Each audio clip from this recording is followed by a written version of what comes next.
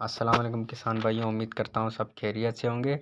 आज की वीडियो में हम आपको कपास के 4 ऐसे राज बताएंगे जिससे हमें 60 से 70 मन फ़ी एकड़ पैदावार मिल सकती है।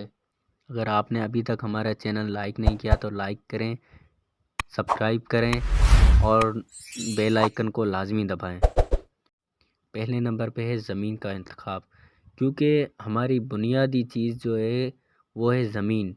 अगर हमें ज़मीन भी ज़रख़ेज़ नहीं होगी हमारी, तो उस पे जो भी हम फसल लगाएंगे हमें वो पैदावार नहीं मिलेंगी।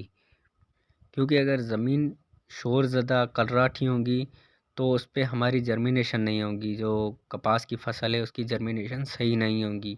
इस वजह से भी हमें वो पैदावार नहीं मिलेगी जो मिलनी चाहिए।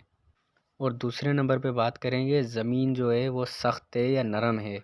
क्योंकि अगर ज़मीन हमारी सख्त होगी तो इससे जो हमारा पौधा है वो ज़्यादा, उसकी जो जड़ें हैं वो ज़्यादा गहराई में नहीं जाएंगी।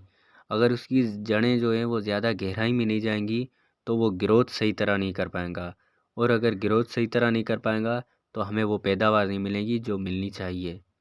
चीज़ा और राजा हर के ज़रिए हम अपनी ज़मीन को नरम कर सकते हैं, ये हमें लाजमी करना चाहिए। और तीसरे नंबर पे हम बात करेंगे इरिगेशन, आपाशी।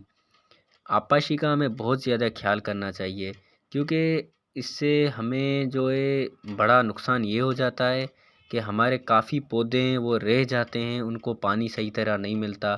अगर उनको पानी सही तरह नहीं मिलेगा तो उनकी ग्रोथ रुक जाएंगी।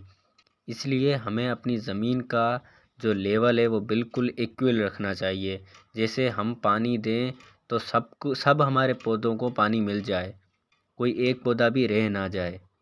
इसके बाद हम बात करेंगे बीज की, क्योंकि बीज का इंतखाब आखिर में करना है। पहले हमें ज़मीन का इंतखाब करना है, नरम देखनी चाहिए कि हमारी ज़मीन जो नरम है कि नहीं। उसके बाद जो लेवल इसका सेट करना है, उसके बाद हम बात करेंगे बीज की, क्योंकि बीज हमें वो लगाना है जो हमें हमारी जो फसल है उनके ऊपर इंसेक्ट का और डिजीज़ का ज़्यादा अटैक ना हो।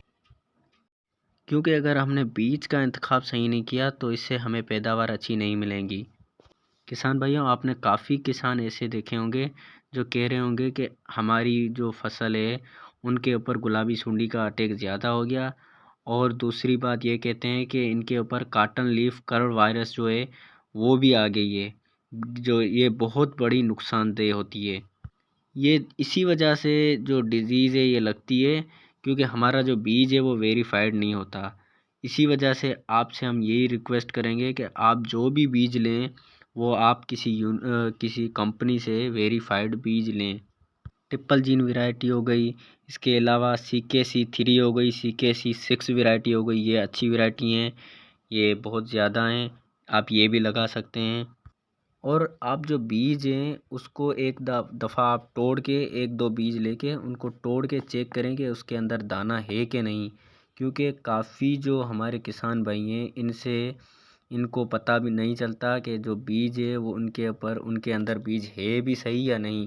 वो खाली भी काफ़ी होते हैं, तो वो जब लगाते हैं तो उससे जर्मिनेशन नहीं होती, और जर्मिनेशन नहीं होती तो हमें इस बात पे भी नुकसानात होते हैं।